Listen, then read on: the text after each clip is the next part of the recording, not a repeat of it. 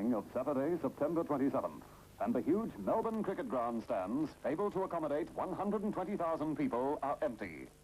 But in a few hours, the scene will be excitingly different.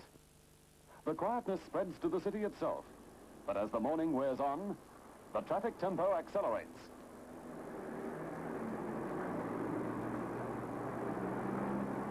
All roads lead to the MCG for the game of the century, the VFL Grand Final between defending premiers, Carlton Blues, and the Richmond Tigers. A carnival atmosphere prevails as spectators from every part of Australia make for the entrances, and Richmond supporters are confident this is going to be their year.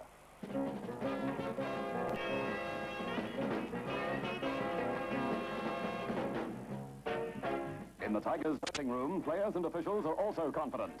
Richmond earned entry into the Grand Final the hard way, scraping into the four by winning 7 of their last 8 club games. But they've been at their top during the final series, defeating Geelong by 128 points in the first semi-final and Collingwood by 26 points in the preliminary final. In their first round match against Carlton at the MCG, Richmond were beaten by 29 points, but avenged the loss at Princes Park by an identical margin, so that in every sense of the word, today's match is a decider. This is the 3rd time Richmond and Carlton have met in a grand final, the Tigers winning the 2 previous encounters in 1921 and 32. This season's combination planned to complete the hat trick.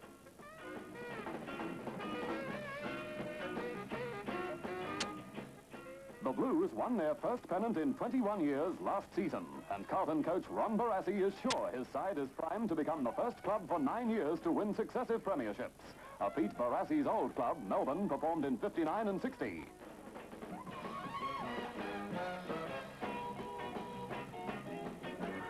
The Blues and the Tigers are evenly weighted, and the all-time record crowd of 119,165 roars its delight as Big John Nicholls leads the premiers onto the arena. Rated one of the greats of the game, Nicholls has played in more than 200 VFL matches and represented Victoria for 9 consecutive seasons. This year, he was named captain of the state and all Australian teams.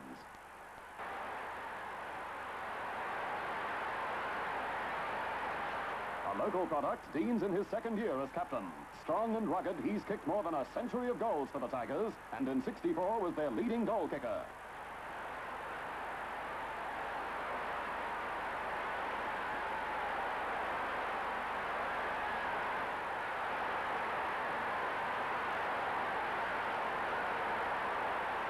Umpire Jeff Crouch is to officiate in his 5th grand final.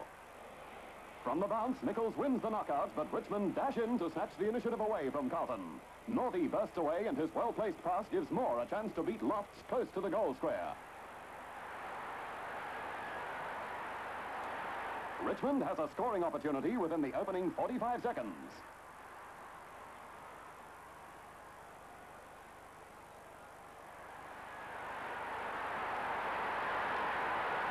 From an acute angle, Moore's drop punt sends the ball through the centre for the first goal of the match.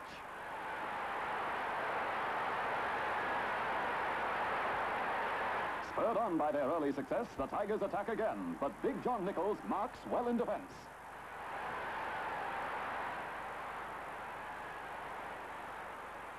At his best on the big occasion, Nicholls' perfectly executed pass to Gould gives Carlton a chance to turn the attack. Players from both sides feel the tension of the fiery opening, and fundamental mistakes occur in their eagerness to gain possession. Using their pace to advantage, Richmond has the Blues' defence under pressure, and after 8 minutes, Hart receives a free within comfortable kicking range.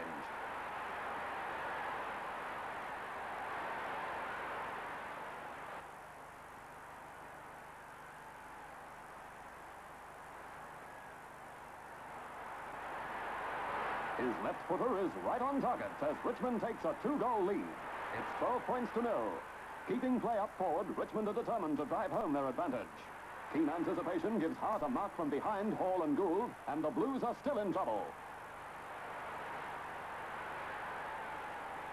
Gill defends desperately, but the Tigers are on top in the first quarter and constantly bustle the Blues. Bowden's kick is wide, but earns a point for Richmond. It's 13 points to 0. There are some passages of scrambling play as each side's spoiling methods prevent good handling, and tackling is also effective.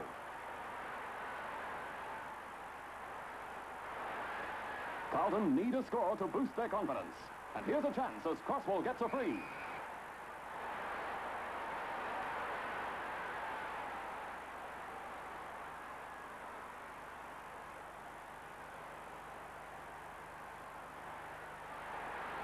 But it's wasted as Strang forces the ball out of bounds. The Blues are starting to settle down, and from about 20 yards out, the constructive Nichols charges from the forward line to beat Richardson and Mark Cleverly, giving Carlton their best scoring chance so far.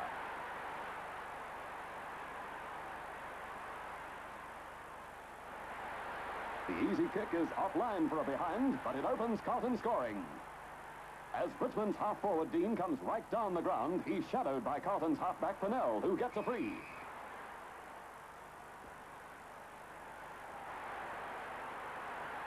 But his kick is also wide for a behind, and Richmond lead by 13 points to 2. With their teamwork steadily improving, Carlton are looking dangerous. Jesaulenko sends a well-judged pass to Robertson. But Sheedy is heavily grounded by Jackson and paid a free.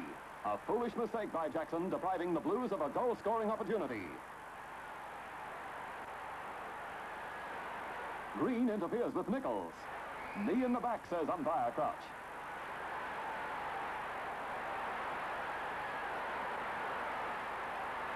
The durable Nichols seems unperturbed as he calmly kicks Carlton's first goal after 19 minutes.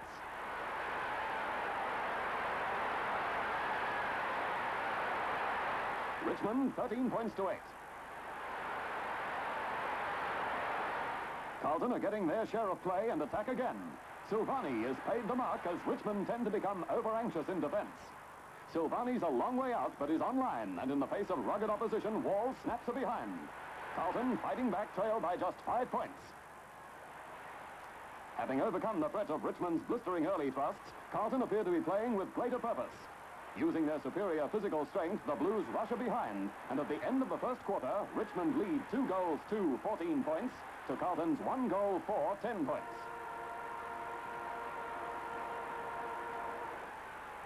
At the opening of the second quarter, Green outleaps Nichols, and his tremendous hit-out finds the open spaces, giving Richmond scope to attack. But outspeeding the Tigers, Gould nullifies the advantage and kicks to the outer flank.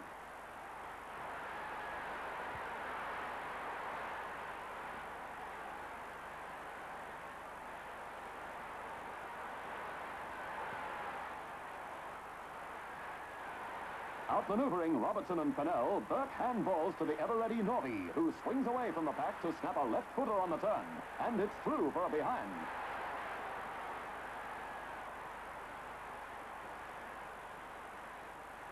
Richmond's pace, passing and anticipation allows them plenty of room in which to move, and they storm Carlton's goal. But now the Blues' defense is considerably tighter. Grabbing the ball from the pack, Brown tries a hurried snap, but it's only a behind.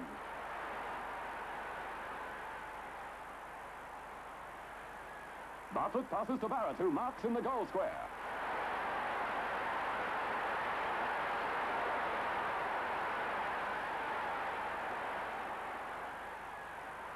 The moving of Barrett to full forward is paying dividends as he kicks the Tigers' third goal, increasing their lead to 11 points.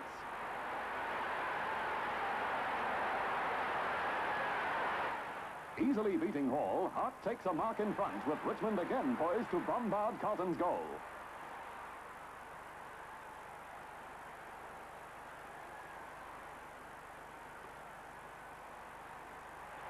Hart is accurate with his long drop punt to the goal square, but an illegal tackle of Dean brings a free, and a simple chance for Richmond.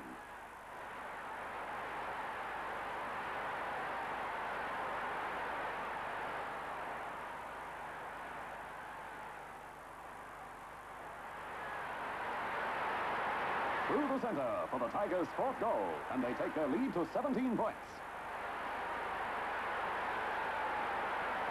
Sensing Richmond could break away, Carlton lift their game to counter-attack. It's a vital period, and reacting to the tension, players tend to needle each other.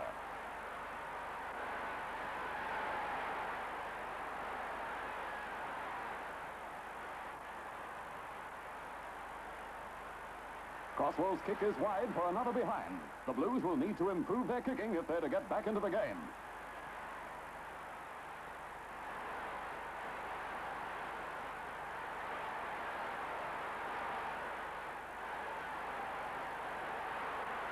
Grabbing the ball as it comes out of a pack, Barrett's precision-like kick is far too high for Lofts to intercept, and it's through for Barrett's second and Richmond's fifth goal.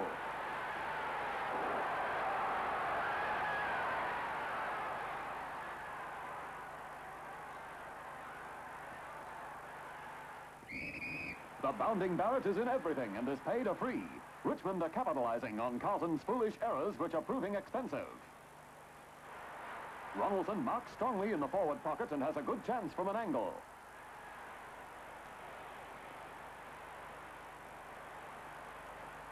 Through it goes for another goal as Richmond increase their lead to 28 points. Richmond are also winning in the air as Owen outjumps Walls.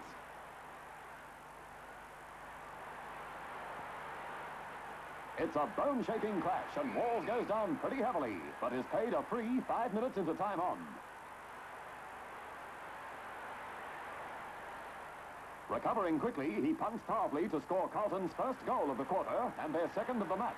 But the Blues still trail by 22 points.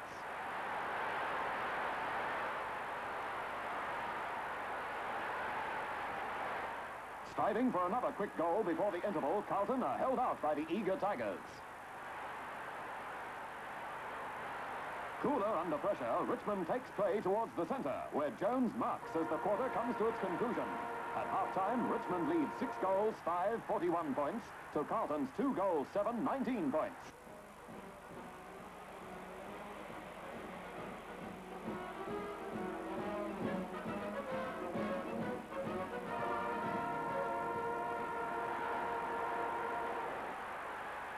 For the third quarter, Carlton shift Jeselenko back to full forward from centre-half forward. The Blues immediately tear into the attack, and balking cleverly, Crane kicks downfield.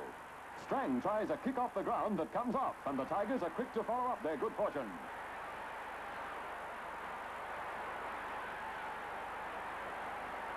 Burke kicks down the centre, and anticipating the trend of play, Northey follows the ball to snap a shot. It's wide, but Northey is paid a free kick, having been heavily tackled as he kicked. And with only 20 seconds of the quarter gone, Northey goals to take Richmond's total to 47 points, 28 ahead of Carlton. Strang pulls down a good mark in front of Jackson. He kicks for Bergen, but Walls and the dashing Quirk combine to regain possession for Carlton as they turn the attack. Jones and Beard spoil each other, but Beard recovers quickly to kick Richmond out of immediate danger. Dean marks strongly to send Richmond into attack.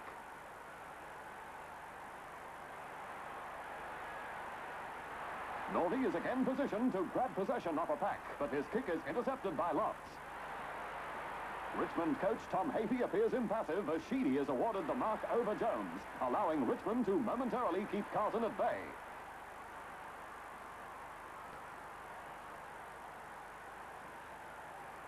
Carlton's closer defence is making it harder for the Tigers now as they set about trying to wear down their faster-moving rivals.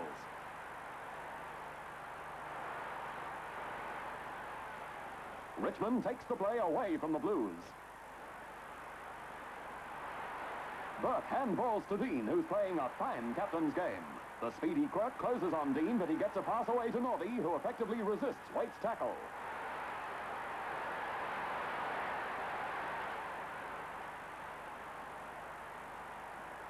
Northey's kick to the goal square is brilliantly marked by Waite in defence, and the promising Richmond movement breaks down.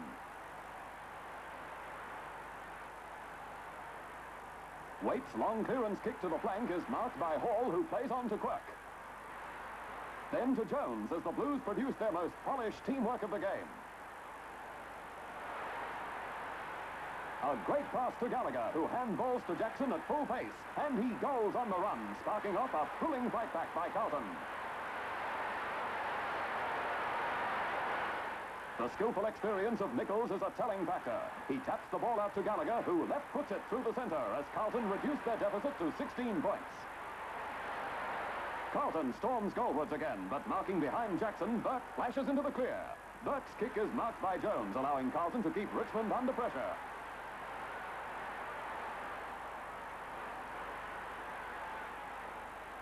Jackson fumbles, but covering the lapse, pivots to snap his second goal of the quarter. And now it's only 11 points the difference. Richmond 48 points, Carlton 37. Carlton are getting a great deal of the play at this stage, and their confidence is riding high as they continue hammering away at Richmond's goal. Walls kicks high, and Nichols grabs the ball in a pack, pivoting to drive it through the middle for another full pointer. The Blues are now only 5 points behind. Slow motion clearly defines the hard struggle waged by Richmond to keep their slender lead intact.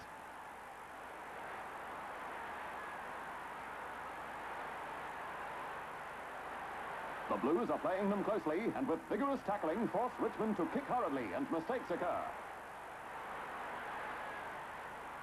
Carlton pounce on the ball, Robertson kicking down the ground, where in a remarkable passage of individual play, Crosswell completely outgenerals the opposition to score one of the finest goals of the grand final.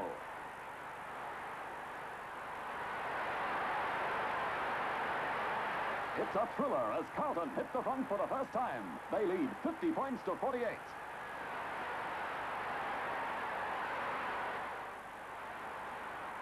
Carlton confused the Richmond defense as Nichols continues playing a vital role. Bergen fails to gather the ball cleanly and loses possession in Crosswell's tackle. Always ready to grasp an opportunity, Quirk is a menace to Richmond and again puts Carlton on the attack. Richmond's defense is again hard-pressed, and as Jesselenko is taken to ground, he snaps his first goal of the match. The goal umpire checks with field umpire Crouch, who gives the all clear. Here's a closer look at the movement. Quirk tears down the wing. Jesselenko spoils Sheedy's attempt to mark, and with his clever recovery kicks a memorable goal for Carlton to lead 56 points to 48.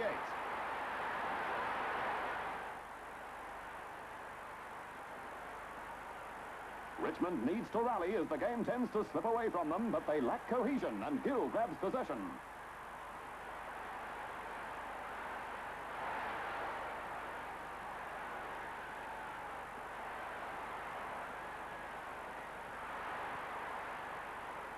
Richmond marks well in defense, but Jesselenko is paid a free kick down the ground.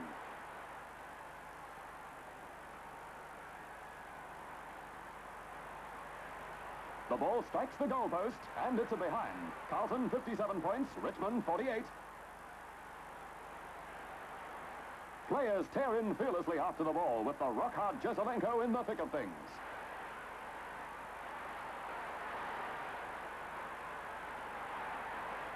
Nichols continually drives his team on.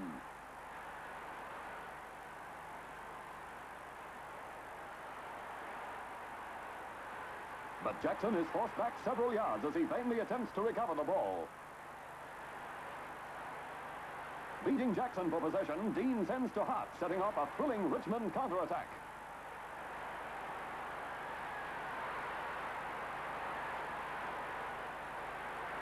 Brown's pass is taken by Moore, but he's crashed to the ground in a savage tackle. Tempers flare, and even the trainer takes a hand in the matter. An ugly incident seems probable until the umpires settle things down.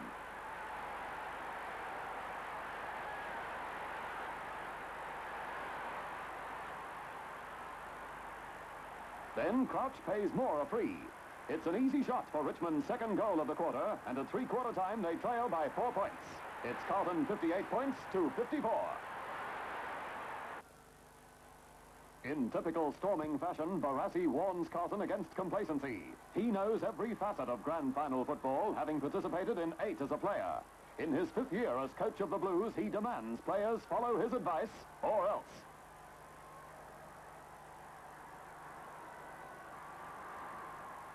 And in the center, Barrett urges Richmond on.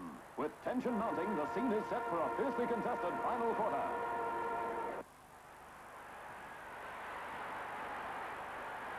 Spearheading an attack, Strang outpaces Jackson and Hopkins to gain possession, but Gould takes a spectacular mark to turn Richmond back.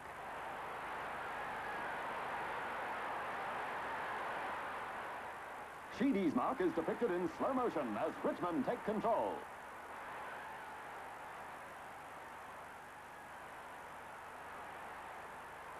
Green marks well over crossball. Barrett almost loses the ball, but recovers, and together with Green, orders Carlton's players away.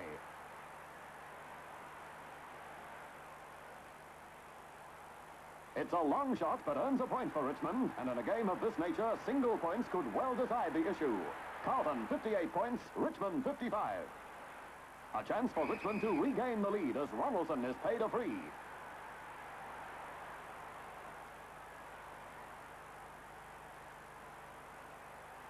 His attempt from about 65 yards out is just offline for a behind, but the Tigers are now within 2 points of Carlton. Hart marks in front of Gould, giving the Tigers another chance to goal.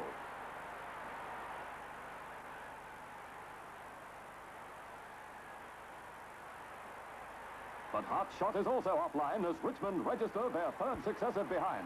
They close to within a point, and the game is building up into a highly exciting climax, as from a sharp angle about 60 yards out on the members' flank, Barrett kicks a magnificent goal, taking the Tigers back into a 5 points lead. It's Richmond 63 points to 58. The slow-motion camera catches the dramatic leap by the big men. Gathering off the pack, Clay turns to kick downfield. Carlton appears to have the ball covered, but there's a misunderstanding between Gould and Gill loses it over his shoulder. Ronaldson grabs possession and passes to Northey, who hooks a left footer through the center. Richmond lead by 11 points.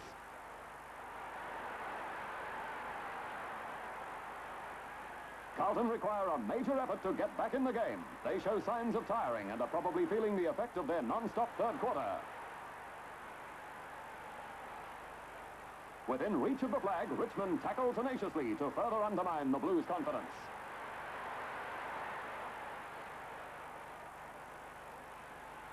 But the high-leaping wall spoils Bergen's mark, then cleverly wins the ball from Bergen and Richardson.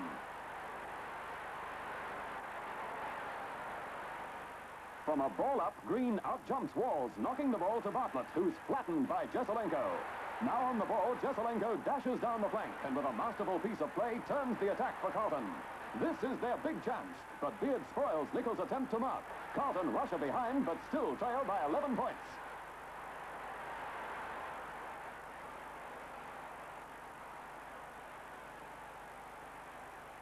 With time running out, the Blues battle on, Crane beating 4 Tigers to gain possession. He has a hurried shot, but the ball swings across the face of the goal for a behind. It's Richmond 71 points to Carlton 60. As Barrett sets himself for a mark, Gill tears in, shouldering into the ground.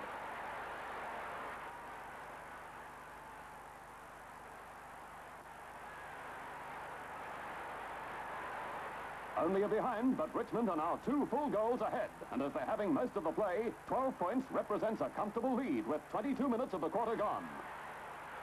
But Carlton have time to make up the leeway. However, the Tigers' relentless spirit is at its peak.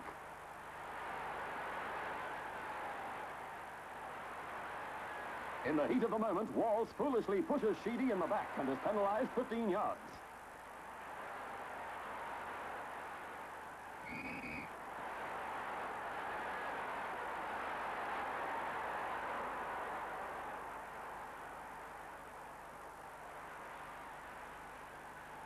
Bond marks in the goal square, and his kick should seal Richmond's victory.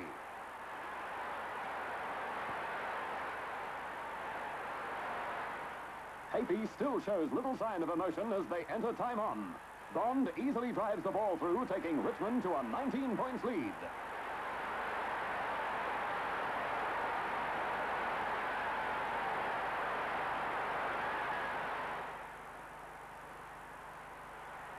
Carlton are disorganized, and from right in front, Bartlett dashes in to snap a goal.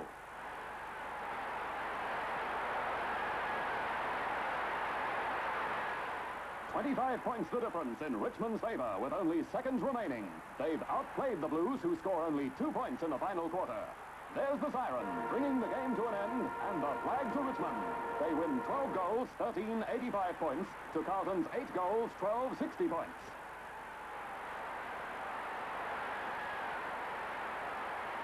Richmond Richmond becomes only the third club to win the VFL flag from fourth position since the revised final system was adopted in 1931. Ironically, the first to do so was Carlton in 1945. It's Richmond's 7th premiership and their second in 3 years. Skipper Roger Dean is chaired and coach Tom Hafey acclaimed. He took Richmond to their first pennant in 24 years in '67, and today's victory is his second premiership in only 4 seasons with the club. The Tigers are fine in '69.